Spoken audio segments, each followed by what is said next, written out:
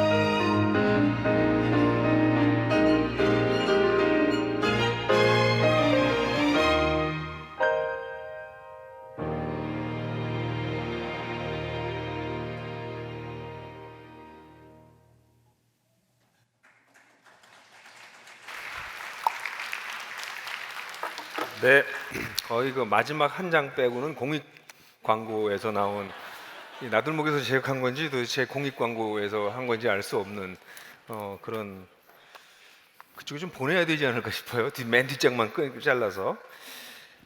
사실 우리 정치에 대해서는 우리 한국 사람이 일반적으로 혐오감을 많이 가지고 있는 거 정말 사실인 것 같습니다. 저놈이나 이놈이나 다 같아, 이런 혐오증, 또 나랑 무슨 상관 있어, 거리감, 또 나 하나 참여한다고 뭐 달라지겠어, 이게 참 심각하긴 하지만 그 비관론, 어렵다, 복잡하다, 난해하다, 이런 생각 때문에 정치 혐오가 우리에게 있습니다. 여러분들 이번 주 수요일 날 선거 있는 건 아시죠? 그죠? 혹시 그거 모르시는 분 계시는지 모를까봐 말씀드렸는데, 그건 무슨 상관이냐, 그거 해봤자 뭐 이렇게 생각하는 분들이 여러분 가운데 있을지도 모르겠어요.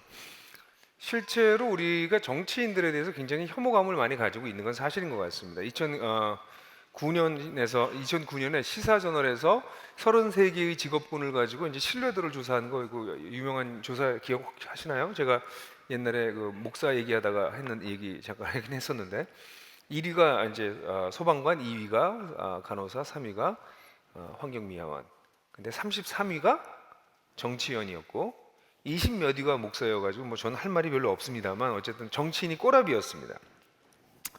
2011년 11월 달에 2030 세대 양 1000여 명의 학생들이 1034명에게 정치인의 이미지를 물어봤더니 부정부패라고 얘기한 사람이 54.5%였고 당리당략 9.2%, 욕심쟁이 6.1%, 무법천지 3.0%. 무법천지도 나왔어요. 전부 부정적 이미지였지 긍정적인 의미는 전혀 없었습니다. 그러니까 농담삼아 정치인들 가지고 농담도 많이 하죠. 정치인들 언제 거짓말하냐 그랬더니 대부분 언제 거짓말해요? 입만 열면 뭐 이렇게 얘기하는 그 뭐 우스갯소리로 그런 소리를 할 정도로 그 말을 믿을 수 없다. 그랬더니 옆에 있던 사람이 그렇지 않다고, 정치인들은 거짓말하지 않는다고. 그래서 또 얘기를 해요. 왜? 그랬더니 그 사람들은 자기가 하는 말이 거짓말인지 몰라. 뭐 이렇게 이까지 얘기하는 그런 이야기들 들어요. 그래서 그런지 한국 사람들이 이 정치에 대한 혐오감 때문에 선거도 참 잘 안 하는 편입니다. 좀 낮이긴 했는데 중앙선관위 자료를 한번 보니까, 중앙선관위 자료를 한번 띄워드릴 거예요. 2007년 대선 때 우리 한국이 한 63% 정도 높았고, 2012년 지난번 대선 때 상당히 높았어요. 75.8%까지 올라갔지만 이 총선, 지방선거는 대부분 46, 54, 뭐 54, 56, 50% 전후 정도를 차지하고 있고요. 보시면 이제 50대 이상이 좀 50대, 60대 이상들이 74%, 여기 50대 이상이 76%였지만 나이 드신 분들이 선거에 좀 열심히 참여하는 편이고 젊은 층이 좀 적게 참여하는 편이었는데 요 최근에 들어서는 조금 젊은 층들에서도 굉장히 많이 참여를 하고 있는 것 같아요. 사실 조금씩 늘어나고는 있지만 전체적으로 볼 때 젊은 층들이 더 정치에 대해서 좀 무관심한 한 것처럼 보이는 것 같아요. 사실 우리가 이 설교를 준비하면서 3부 설교는 좀 다르게 우리가 준비해서 3부의 청년들만 대상으로 우리가 설문조사했는데 93명이 설문서를 냈는데 90명이 선거를 하겠다. 우리 청년부는 이 통계는 안 맞을 것 같아요. 20대 전반과 중반까지 우리 20대 청년들이 있는데 거의 95% 정도 선거에 참여하겠다. 그렇게 근데 참여하겠다는 거랑 하는 거랑 또 다른 거기 때문에 이제 두고 봐야 되긴 하겠지만, 어쨌든 이런 통계가 우리에게 보여주는 것이 무엇이냐면 정치 자체에 대해서 우리가 굉장히 무관심하고 선거도 뭐 해야 그게 그거다라고 생각하는 그런 생각이 우리한테 굉장히 많다, 이런 걸 발견하게 됩니다.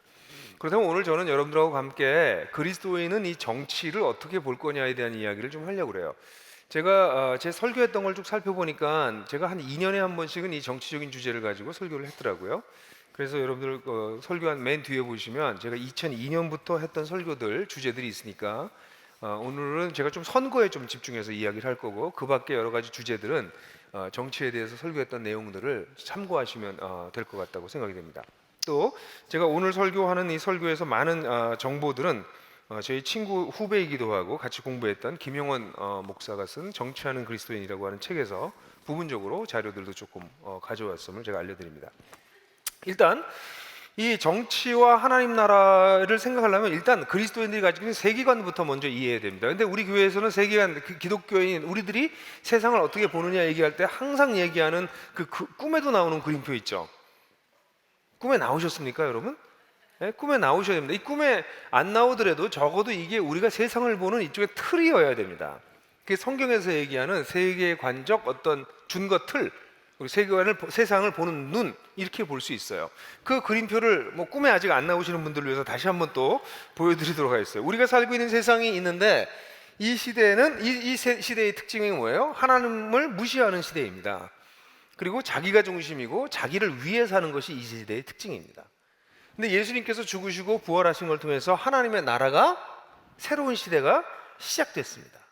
하나님 나라의 특징은 무엇입니까? 하나님이 중심이고 하나님이 주인이시고 하나님을 honoring, 하나님을 명예롭게 하는 것이 이 시대의 특징입니다.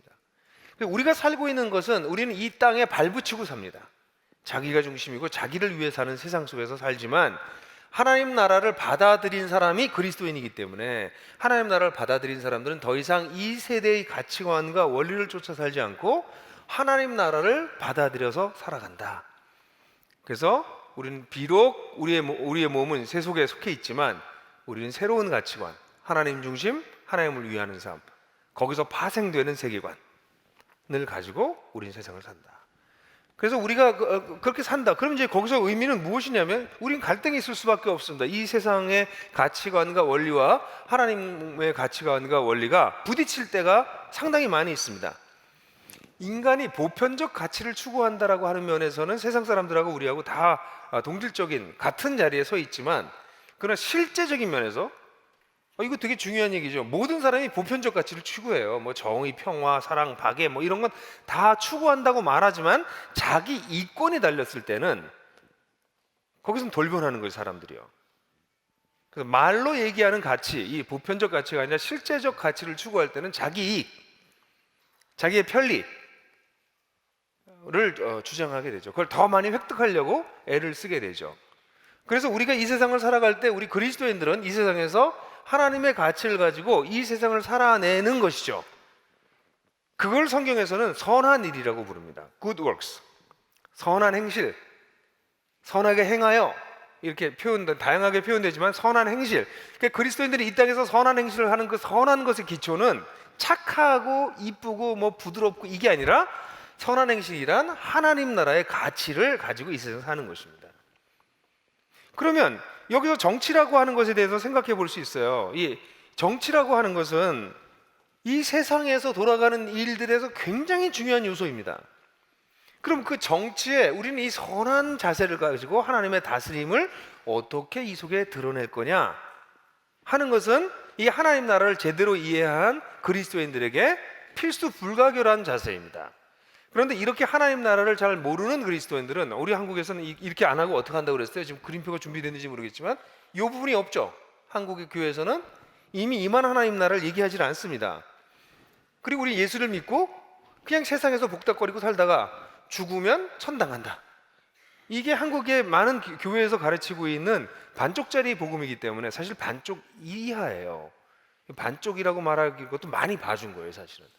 왜냐하면 예수님의 가르침의 핵심적인 가르침은 훗날 내가 와서 세상을 심판하고 세상을 완전히 회복하겠다라는 사상은 일반적 메시아 사상으로 구약에서 모든 그리스도인들이 믿고 있었던, 모든 유대인들이 믿고 있었던 일반적인 메시아 사상이었어요.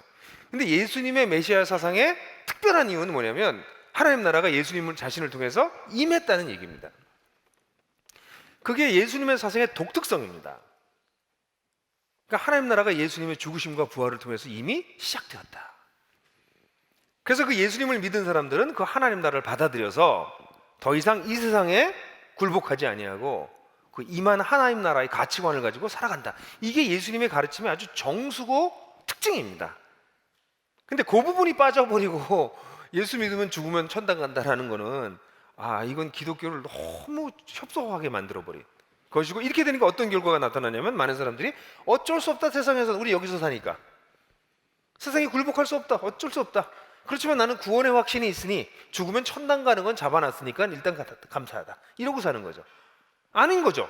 틀린 거죠.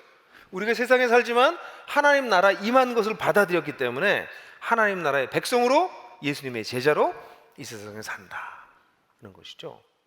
그러면 여기 세상에서 벌어지고 있는 일들은 굉장히 중요한 일들이 됩니다.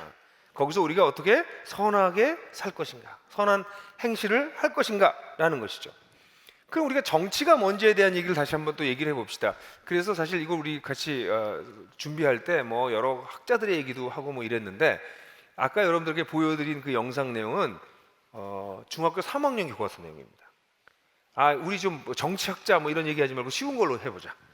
그때 중학교 3학년 교과서로 얘기했는데, 거기 보면 첫 번째 뭐라고 나왔어요? 국가의 정치 권력을 획득하고 유지하며 사용하는 것 관련된 활동. 두 번째는 사회 구성원 사이에 발생하는 의견 대립이나 갈등을 조정하고 해결하는 모든 활동. 이게 우리나라의 교과서 중3 사회교과서 1에 나와 있는 내용입니다. 다시 말해서 정치라고 하는 것을 우리가 알고 있는 아주 상식적인 이해는 비슷한 견해를 가진 사람들이 정당을 형성하고 비슷한 거기에 동조하는 사람들을 확보해서 정권을 확보하는 것이죠. 그래서 정치 권력을 획득하는 것입니다. 이런 대규모로 이런 사람들을 모으고 자기의 지지하는 사람들을 모으는 활동으로 가장 많이 사용되는 게 이제 선거라고 말할 수 있겠죠. 그래서 그것을 획득해서 자신들이 가지고 있는 가치관과 방식으로 이 나라를 잘 사용해서 이끌어가려고 하는 것이 이제 정치인 것이죠. 그래서 이 정치인들은 민심을 굉장히 중요하게 여깁니다. 민심을 얻어서 자기를 지지하는 사람들을 많이 확보해야 계속해서 이 선거에서 이길 수 있고, 그렇게 정권을 계속해서 유지할 수 있고, 그래야 자신들이 가지고 있는 가치관이나 방향으로 나라를 이끌 수 있기 때문에 민심을 다 살피는 게 늘 중요하죠.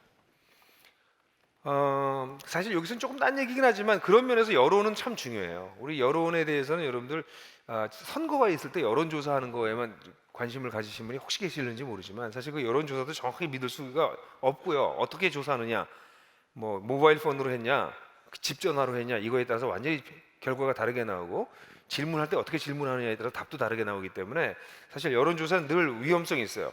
근데 우리 한국에 있어서 이 언론의 문제는 굉장히 중요합니다. 언론과 정치는 굉장히 중요합니다. 왜냐하면 언론이야말로 우리 일반 사람들이 가지고 있는 생각들을 표출시키고 있고 표현할 수 있고 그것을 소통하는 국가의 일종의 혈관과 같은, 피를 이렇게 옮기는, 돌리는 이런 수완계통이라고 말할 수 있는 게 언론이라고 말할 수 있을 정도로 중요합니다.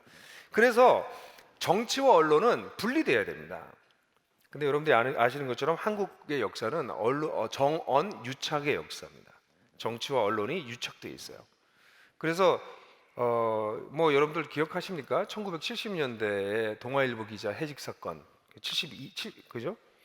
또 1980년대에는 50 시절에서는 강제적 언론 통폐합, 또 지난번 정부에서는 이명박 정권이었죠. 이때는 임기가 보장됐던 KBS, MBC, YTN 사장들 교체한 것, 또 종편을 시작해가지고 종편을 통해서 또 다른 류의 이야기들을 계속 쏟아놓게 만든 것, 이런 것들은 우리한테 굉장히 중요한 일입니다. 왜냐하면 여론을 통해서 사람들의 민심을 모으고 그걸 끌고 가기 때문에. 그래서 실제로 이런 정치를 얘기할 때 언론을 빼놓고 얘기하면 안 됩니다.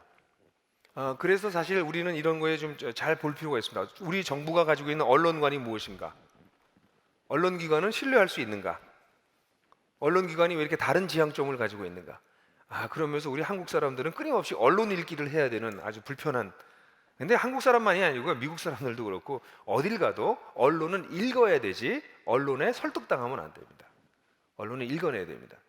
어쨌든 이 정치라고 하는 것이 이렇게 권력을 획득하는 과정이고 그 획득한 것을 사용하는 과정이기 때문에, 그러면서 언론이 중요하다는 얘기를 지금 했는데요. 정치가 이런 것입니다.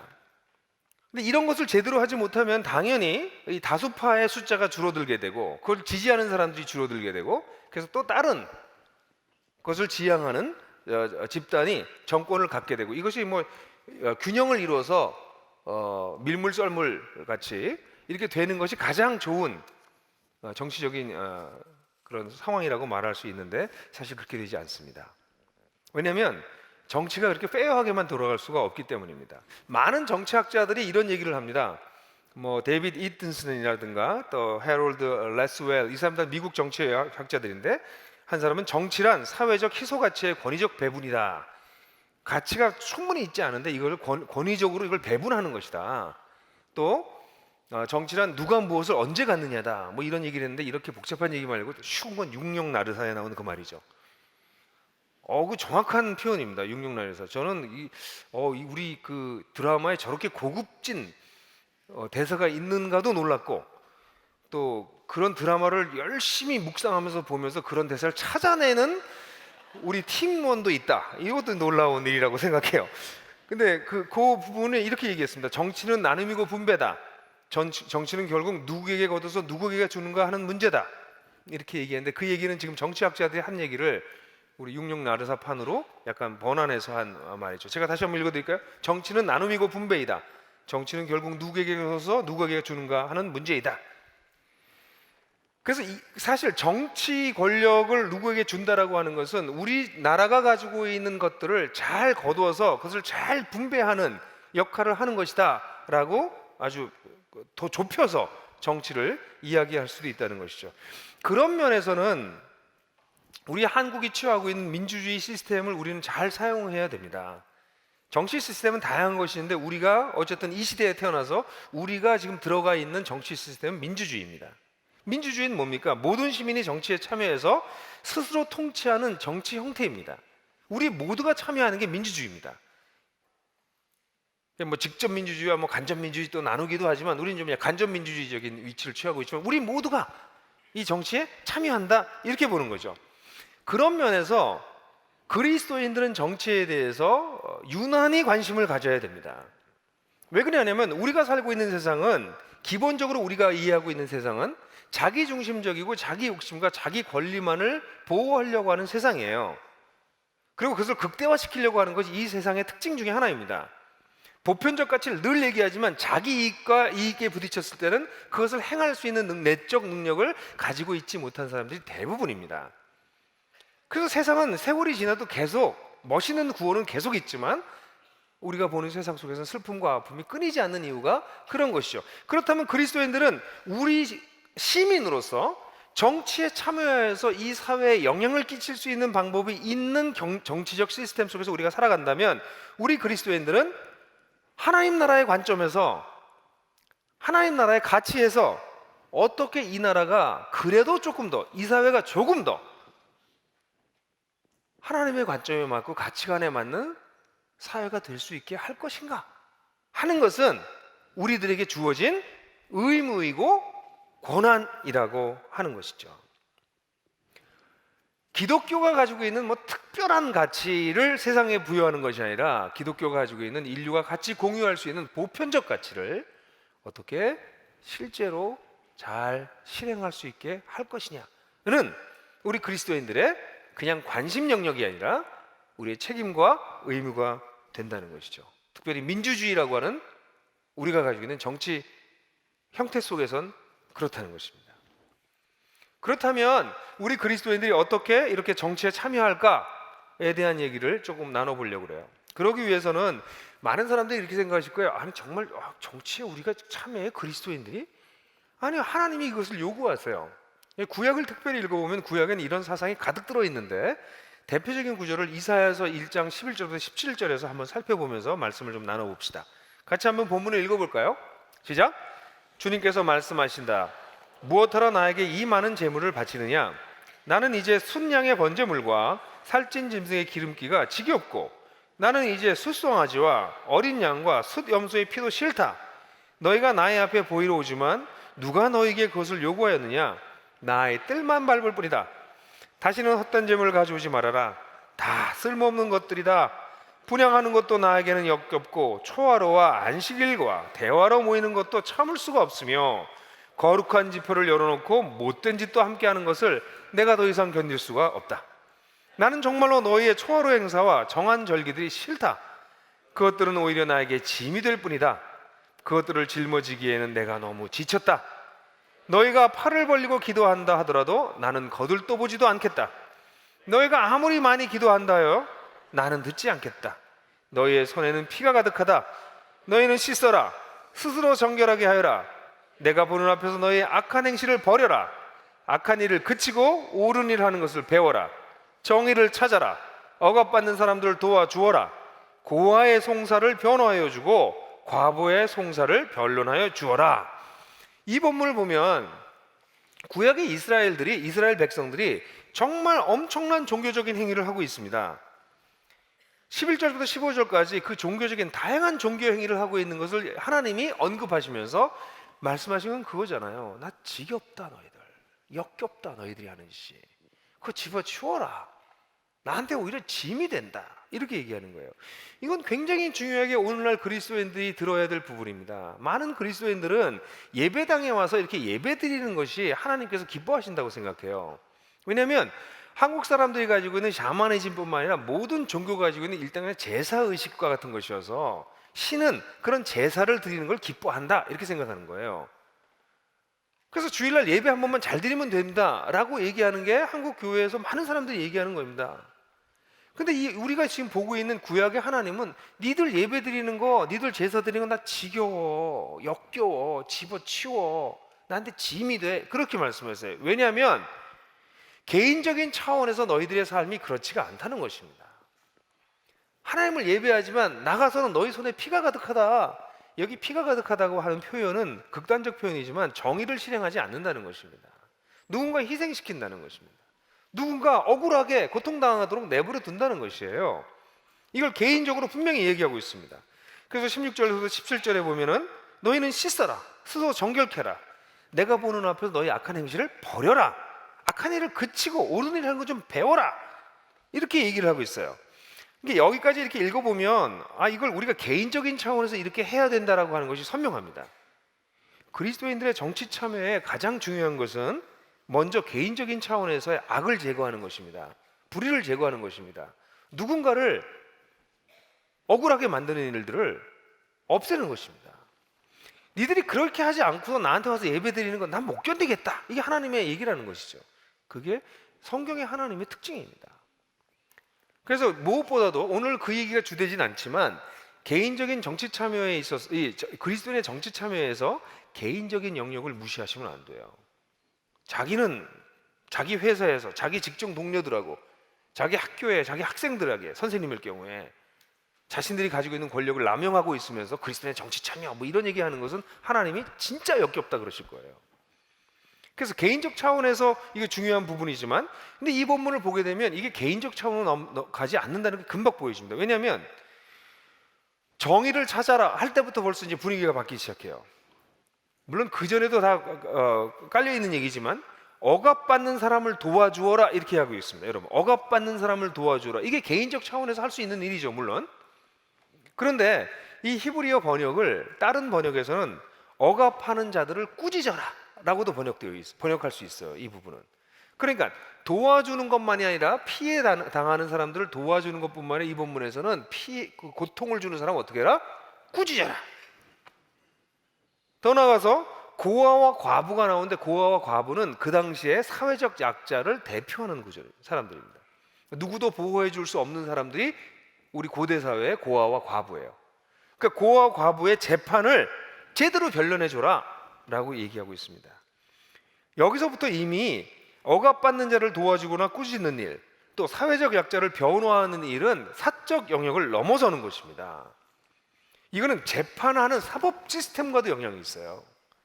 사법제도 자체가 만약에 고아와 과부의 권리를 보호해주지 않고 억압받는 것을 강화시킨다면 어떻게 해야 돼요? 우리 한국 사회에서 수없이 경험하고 있잖아요. 사법 시스템 자체가 이런 일들을 제대로 하지 못하면 이 성경의 말씀대로 순종하려면 우리는 그런 구조하고도 싸워야 됩니다.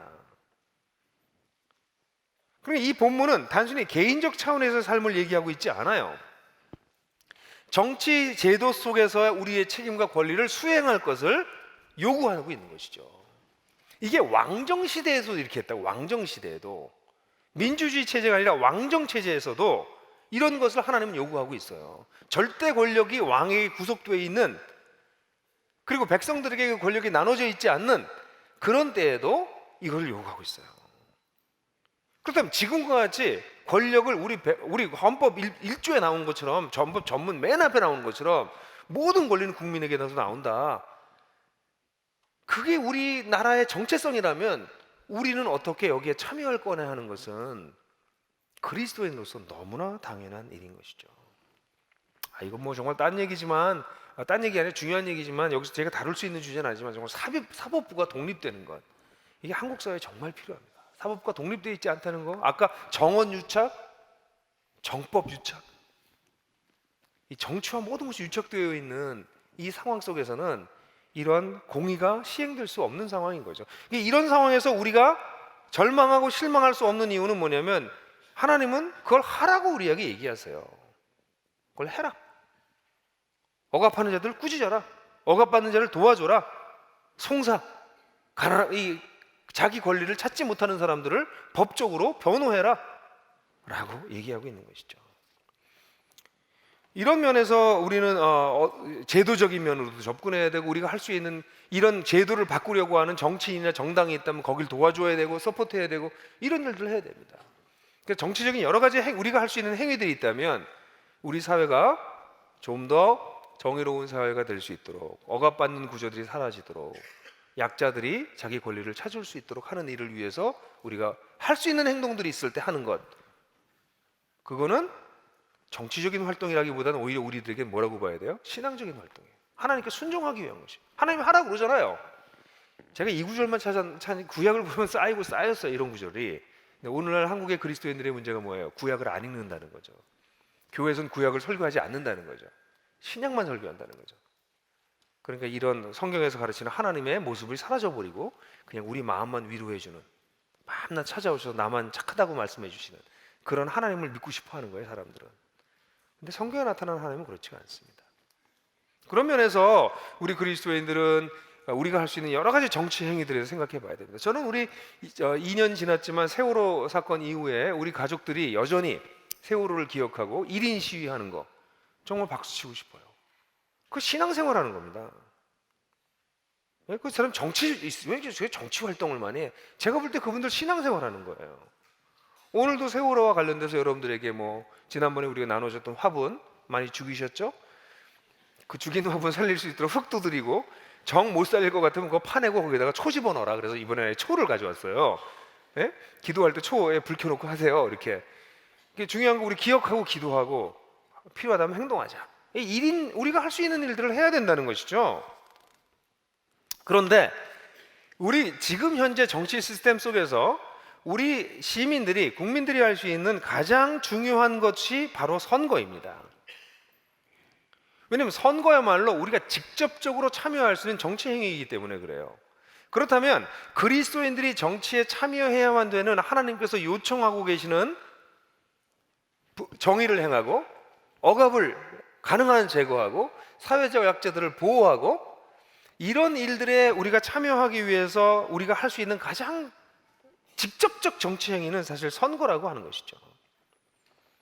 선거를 통해서 하나님 나라의 가치에 이 보편적 가치를 조금 더 잘 이룰 수 있는 정권을 지지하는 것 필요합니다.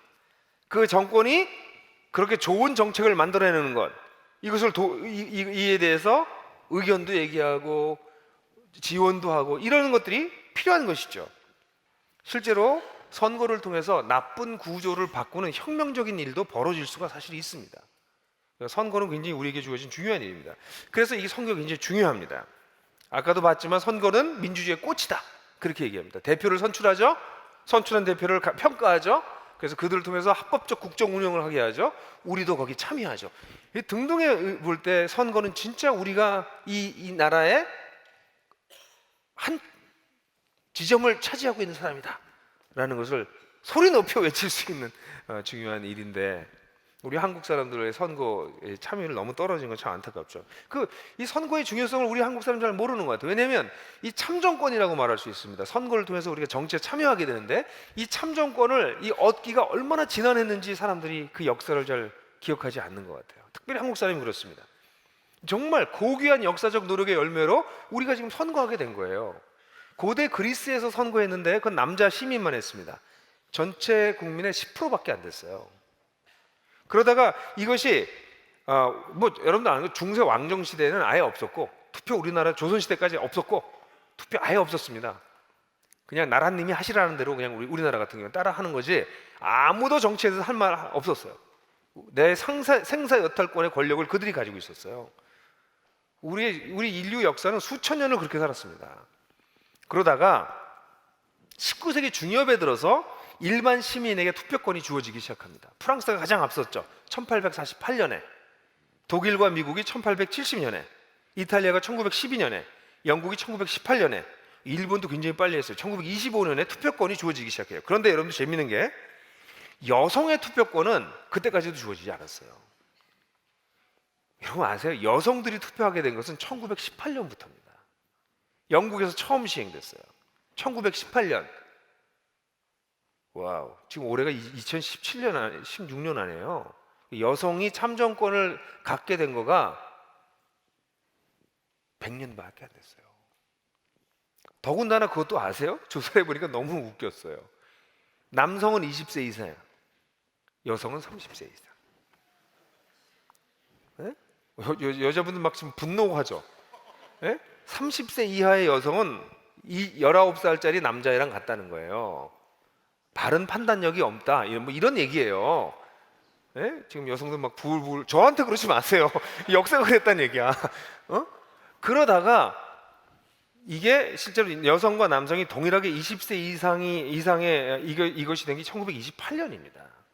1928년이 돼서야 남녀가 다 20세 이상 투표권을 갖게 돼요. 영국에서 제일 먼저. 흑인의 투표권을 가진 것도 남아프리카 공화국 같은 경우는 1999년에야 흑인들도 투표권을 갖기 시작해요. 근데 여러분, 이 투표권을 갖기 위해서 이 사람들이 치루었던 고난과 이 희생은 말할 수 없어요. 이게 그냥 된 게 아니에요. 이거 역사 좀 보시면 아시겠지만 그 영화도 나오고 그러잖아요. 이 투표권을 얻기 위해서 말할 수 없는 고난을 겪어서 이게 얻어진 거라는 거죠. 우리나라 경우에는요, 일제 이후에 아무런 투쟁도 노력도 없이 투표권이 주어졌습니다. 우리나라에 아무런 이 투표권을 얻기 위한 노력이 없었어요. 그냥 해방됐더니 이제 투표하자 하는 거예요. 그래서 우리나라는 이 투표와 관련돼서 이게 얼마나 고귀하게 얻어진지를 잘 모르는 역사적인 그런 배경이 좀 있어요. 그래서 사실 이 투표권과 관련돼서는 사실 부정선거의 역사가 한국 역사에 굉장히 많은 이유가 이걸 지켜야 되는, 피를 흘리고 얻은 것이 아니라 그냥 주어진 것이었기 때문에 그런 것이 아닌가 하는 생각이 들 정도예요. 그러다가 자유당 시절에 얼마나 부정선거가 많았어요. 그러다가 아예 1972년에 유신을 하면서 대통령 간선조가 돼버리고 대통령이 국회의원의 3분의 1을 뽑는 그런 폭거가 일어납니다. 그나마 주어졌던 게 다시 돌아간 거죠. 그리고 한국 사람들 그때 대가를 지불합니다. 그리고 1987년 6월에 6월 항쟁이 일어나는 걸 통해서 자그마치 15년 정도의 기간 동안 이 문제 가지고 수많은 사람이 투옥되고 감금되고 고문당하고 집을 잃고 직장 잃고 가정 깨지고, 이런 걸 통해서 다시 직선제가 못해요. 그래서 우리가 참정권 갖게 된 거예요. 다시 우리가 다 투표하게 된 겁니다. 근데 우리의 투표율을 보게 되면 이런 면에서는 참 아쉽습니다. 우리나라가 이 자료를 한번 보시면 2000년하고 2009년을 비교해 보면요, 2000년부터 2009년까지 세계를 비교해 보면 한번 보여주세요. 그 호주가 94.8%입니다. 선거율이. 독일이 78.4%, 프랑스가 71%, 미국이 68.9%, 한국이 56.9%입니다. 그러니까 우리 한국 사람들의 투표 참여율이 굉장히 적어요. 물론 2009년 이후에 젊은 층에서 조금 올라갔기 때문에 이게 아마 60% 정도까지, 아마 우리 14년까지 치면 60% 정도까지는 올릴 수는 있을 것 같아요. 그 통계를 다시 잡으면. 근데 전체 통계는 2000년부터 2009년 통계밖에 제가 찾을 수가 없어서 이걸 보여드리는데 이렇다고요. 그 한 가지 퀘스천, 재밌지 않아요? 호주? 어떻게 94.8%지? 이거 아시는 분 계세요? 저도 처음 알았어요. 아니 어떻게 호주 사람들은, 내가 볼 때 호주 사람들 이렇게 훌륭한 것 같지도 않은데 그 사람들이 94.8%나 선거에 참여하냐고. 어떻게 하면 다 참여할까? 벌금. 82년부터 선거에 참여하지 않으면 20불의 벌금을 내게 했습니다. 그래서 저렇게 올라간 거예요. 그 호주도 재밌죠. 선거 안 하면 벌금을 매기는. 우리나라도 그러면 확 올라갈 거예요 아마. 어쨌든 그렇게 됐어요. 우리나라는 지금 여기 있습니다. 한 60% 정도 돼요. 근데 이게 굉장히 중요한 게 뭐냐면요, 낮은 투표율은 심각한 문제를 가져와요. 우리나라가 보통 50% 정도 투표를 가질 수 있는데 50%가 투표하고 그럼 보통 40%의 지지를 받으면 당선이 됩니다. 그럼 100명 중에서 50명이 투표하고 40%면 얼마예요? 20명 하네요. 그러니까 이 정치인들이 100명 중에서 자기의 열렬 지지자랑 20명만 확보하면 전체 권력을 갖게 되는 거예요. 이게 무슨 얘기인지 아시죠? 이거 끔찍한 상황인 거예요. 그냥 우리는 투표율이 저만큼 됐구나, 지지율이 이만큼 됐구나, 그래서 저 사람 당선됐구나 하지만 저 사람은 100명을 대표하는 것이 아니라 20명을 대표하는 경우가 많다는 거예요. 투표율이 더 떨어지면 더 떨어져요. 어떤 데는 15명, 100명 중에. 그럼 나머지 80명, 나머지 95명은, 85명은 뭐 한 거예요? 자신의 책임을 방기해버린 것이죠. 그래서 실제로 이런 식이 되면 부패한 정권이 가능합니다. 부패한 사람들이 자신의 힘을 모아가지고 정치 권력을 결집시키는 거예요. 소수 20명밖에 안 되는데. 그래서 부패 정권이 가능해요. 그러니까 우리가 얘기하는 가장 신뢰도가 나는 정치인들이, 그런 직업 집단인 정치인들이 우리가 계속 실망하는데도 그런 사람이 계속 반복적으로 그들을 선택하는 이유가 바로 이런 이유들 때문에 그래요. 정치인들에게 문제이기도 하지만 여기에 참여하는 우리 국민들이 자신들의 책임을 버린 데서 나온 이 문제가 굉장히 심각합니다. 자, 그렇다면 우리 그리스도인들은 이 선거에 어떻게 참여할 것인가 하는 것을 좀 얘기를 해야 될 것 같아요. 선거에 우리가 선거에 선거할 건가, 우리 잘 뽑아야 됩니다. 근데 뽑는 기준을 우리 김영원 목사가 이 세 가지를 했는데 제가 이걸 어떻게 바꿔볼까 했는데 탁월해서 제가 바꾸지 않는 게 좋겠다. 그래서 그냥 쓰기로 했어요. 첫 번째, 직무를 잘 수행할 수 있는 사람이어야 됩니다. 선거할 때.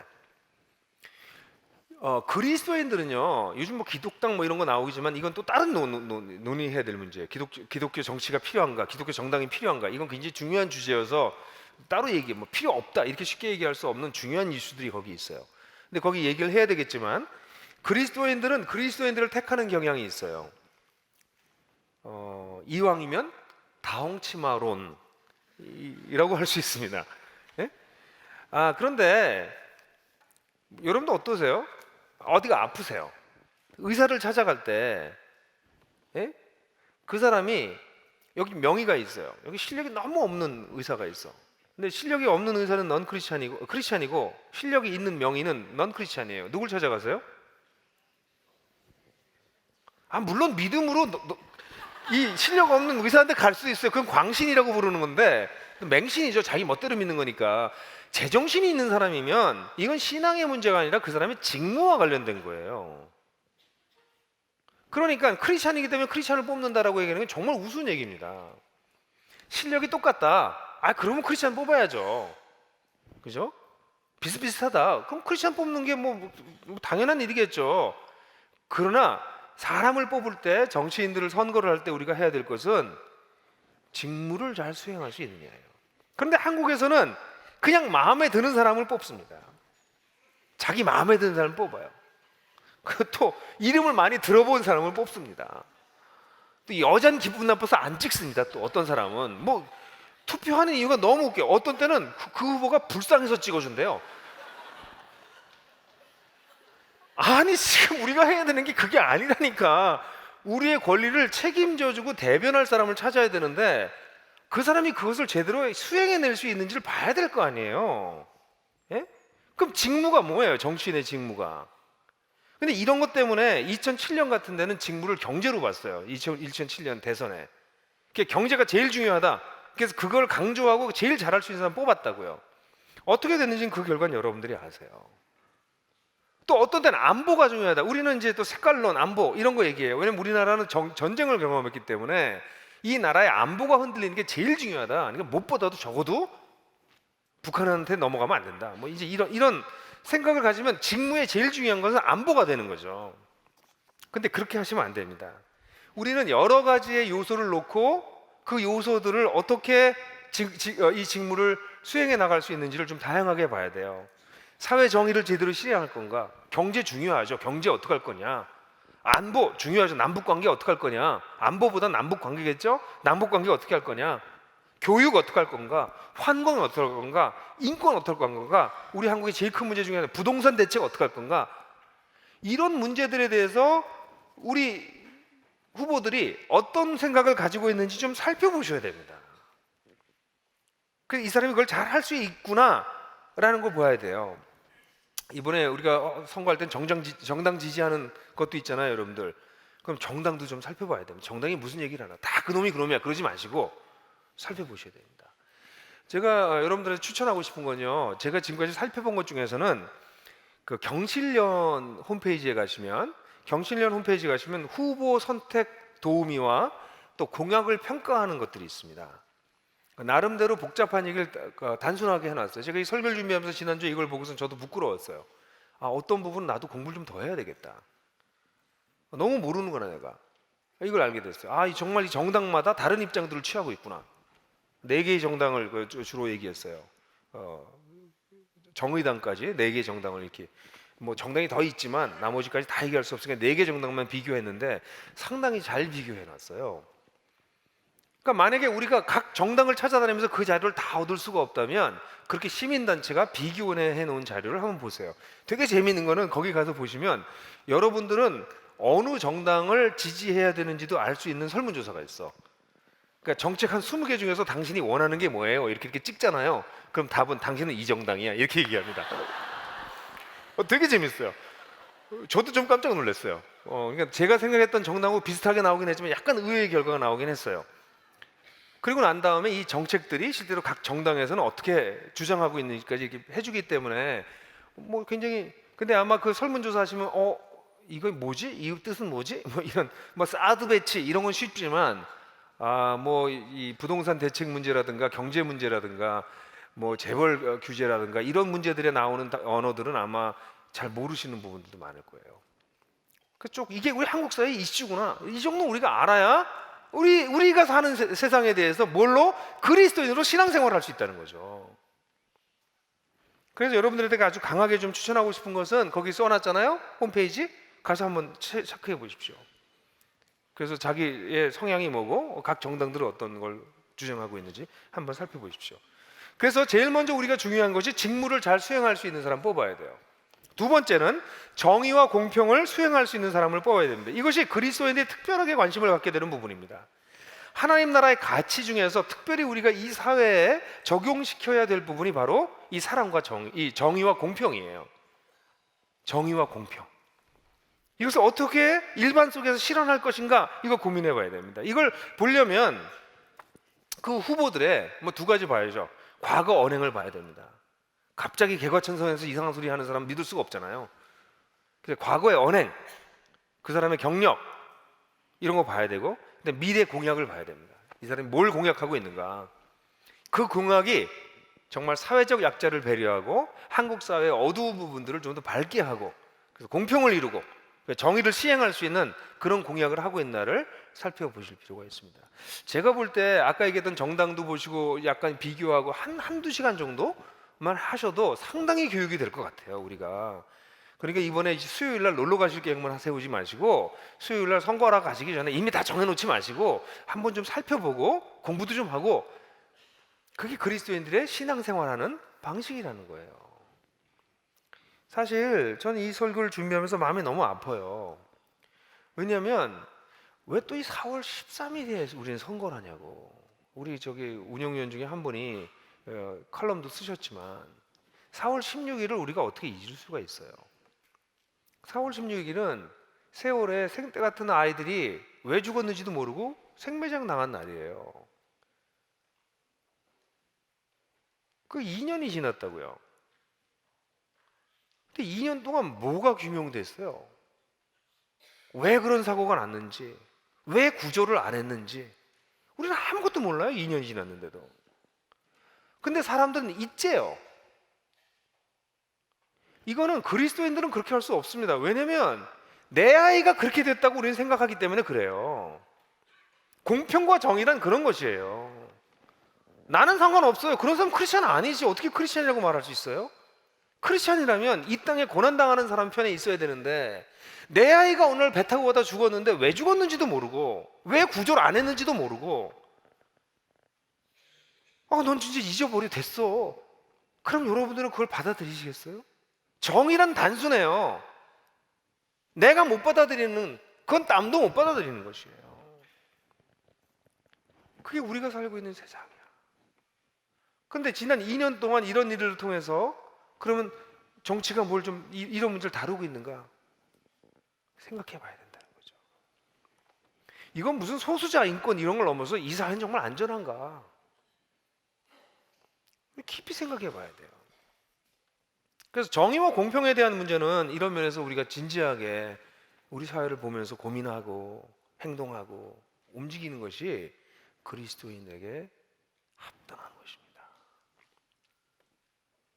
그러니까 이런 것들을 좀 축소해서 얘기하면 이 선거 때마다 어떤 분들은 나와가지고 개발 공약을 계속 얘기를 해요.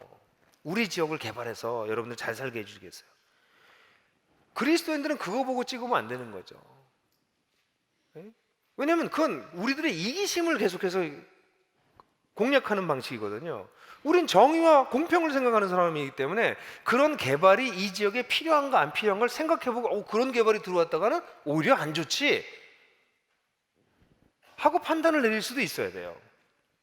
근데 우리 집값 오르게 해줄 사람이니까 우리 지역 경제를 완전히 딴 데보다 훨씬 낫게 해줄 거니까 딴 데는 모르겠고 그렇게 해서는 안 된다는 거죠. 그런 개인적인 지역적인 이기주의에 따라서 결정하는 것이 아니라 공평과 정의가 시행될 것이냐, 이게 크리스찬들이 갖는 신앙생활인 것이죠. 마지막으로는 그런 분들이 국민의 도덕과 윤리의식에 부합되는 사람인가 하는 것이 중요합니다. 저는 도덕성은 굉장히 중요하다고 생각해요. 저는 우리 한국 사회가 도덕성을 얘기할 때 이중잣대를 사용하는 것 때문에 좀 마음이 불편해요. 모든 사람들이 다 똑같이 하고 있으면서 지도자들한테는 하면 안 된다고 이렇게 좀 말도 안 되는 기준을 갖다 대는 그것은 옳지 않다고 생각해요. 그러나 여전히 도덕성은 중요합니다. 완전하지 않아도 어느 정도의 도덕성은 요구해야 됩니다. 한국 사회가 갖고 있는 이 터무니없는 이중잣대는 버려야 됩니다. 그러나 상식적인 도덕성은 반드시 요구해야 됩니다. 왜냐하면 그렇지 않으면 도덕성이 없는 사람들이 권력을 위임받으면 위임받은 권력을 가지고 사욕을 채울 것이기 때문입니다. 도덕성은 하루아침에 완성되지 않습니다. 그런데 그런 완성되지 않은 도덕성을 가진 사람이 권력까지 주어지게 되면 그 권력은 반드시 사욕을 채우는데 사용될 수밖에 없어요. 그러니까 도덕성이 어느 정도 부합되는 사람을 찾아야 됩니다. 그래서 그 사람의 과거 행적을 잘 살펴보는 것이 필요합니다. 아무리 멋있는 말을 하더라도 그 사람이 살아온 것이 다르다면, 예를 들어서 부동산 축제를 해가지고 돈을 많이 번 사람이 한국의 부동산 문제에 어떤 대안을 낼 수 있겠어요? 물론 그쪽의 시장은 아주 교활한 모든 걸 다 알고 있기 때문에 아주 개혁적 법안을 낼 수 있을지는 모르겠어요. 과연 그게 되겠어요?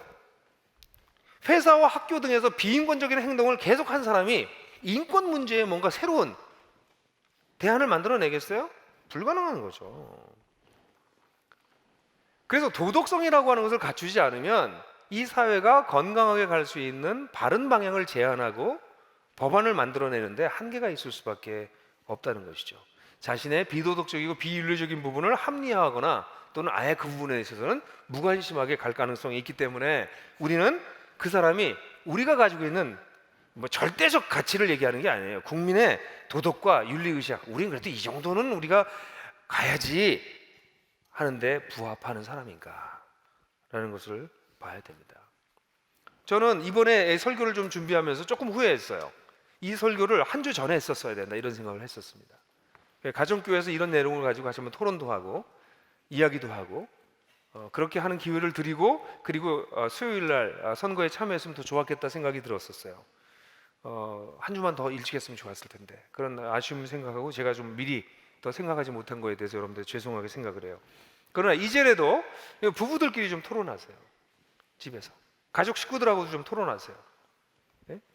이야기하십시오. 같이 공부하십시오. 그 한번 가셔서 정말 그 경신련에 가셔서 여러분은 어느 당이 맞는지도 한번 해보십시오. 그럼 자기 당이 나온다니까.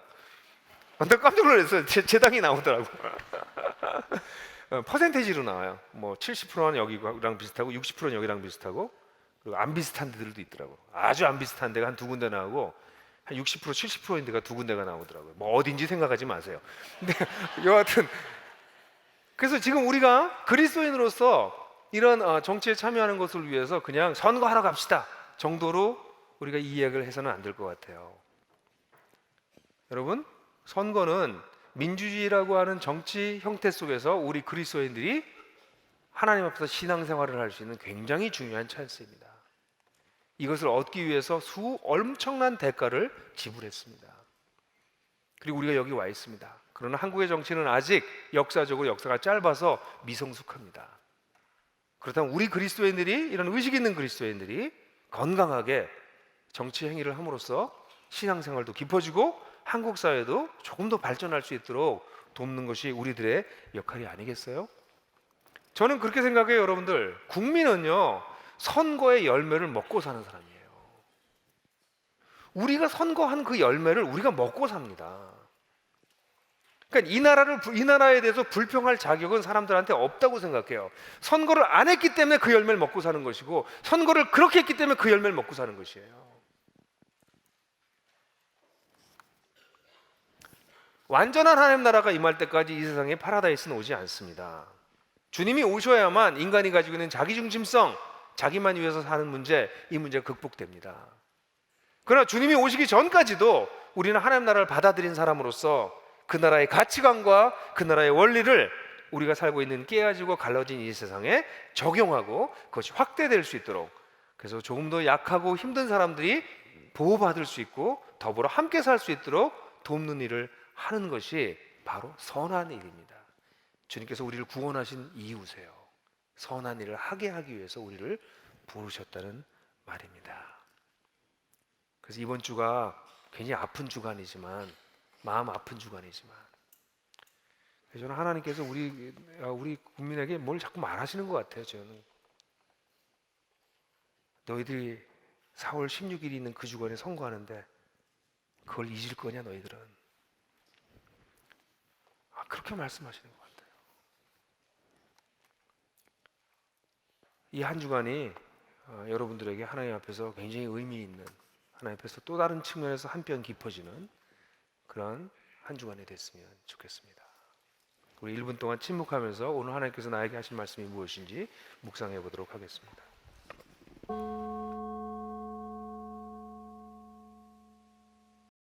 영상이 도움이 되셨다면 지금 다른 분들과 공유해 보세요.